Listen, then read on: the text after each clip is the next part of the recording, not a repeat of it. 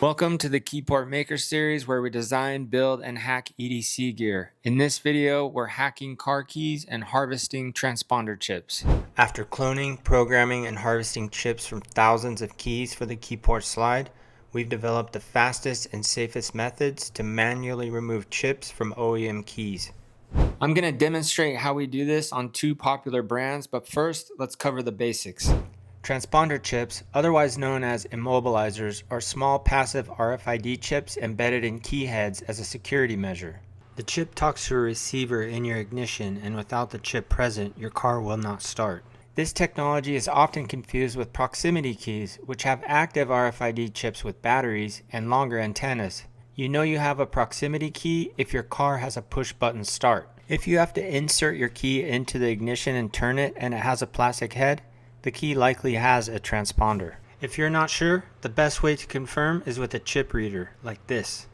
You can also consult your owner's manual, and sometimes there's a sticker on the side window. Here are the three types of chips found in car and motorcycle keys with plastic heads: the ceramic wedge, the small glass tube, and the large glass tube. The ceramic wedge is the most common in OEM keys. The larger tubes can be found in older models or many aftermarket keys made by locksmiths, as most clonable chips come in this size. Some keys require special programming tools connected to the OBD2 port when being cloned, or if you lose your last transponder key. This can cost you hundreds if you need to originate a new key without duplicates.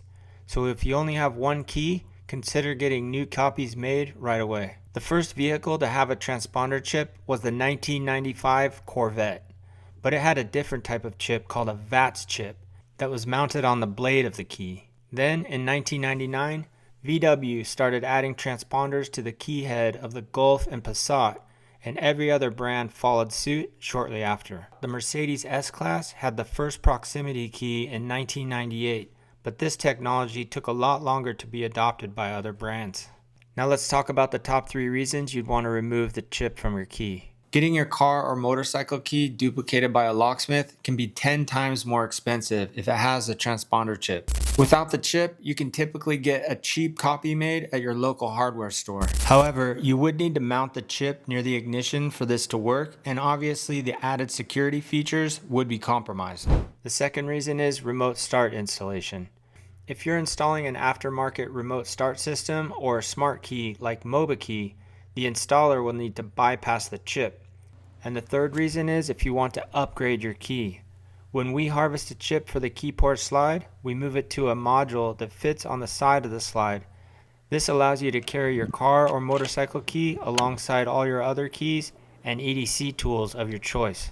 Now let's harvest some chips. I've seen many inefficient and damaging methods. I'm going to show you the fastest and safest way to do this on two popular brands. Keep in mind, if you damage the chip or even nick it with a cutting tool or a grinder, it will never work again. So you got to be very careful. First, we'll do an older model Chrysler, Jeep, or Dodge key. These keys have really soft rubbery heads, so you can just slice right through the edge and then peel it back just like this. And the entire head will come off. And then you have this white plastic piece that you can just press through. Then cut around the plastic piece very carefully. And that is the fastest way to harvest the transponder chip from an older model Chrysler, Jeep, or Dodge key. Now let's do an older model Honda or Acura key. These keys have really hard plastic heads, so you need to grind around the head until you expose the metal around the entire perimeter. Now you can put it into a vise and carefully pry the rest of the plastic head off, and you will expose this white rubbery piece that just presses out. The chip is a small glass tube and it just slides out. And that is the fastest way to remove a transponder chip from an early model Acura or Honda key. If you'd like me to make more videos for a specific type of key, leave the year, make, and model down in the comments. In a future video, I'm going to show you how to bypass the transponder chip in your car, so don't forget to hit that subscribe button so you don't miss it. See you on the next one.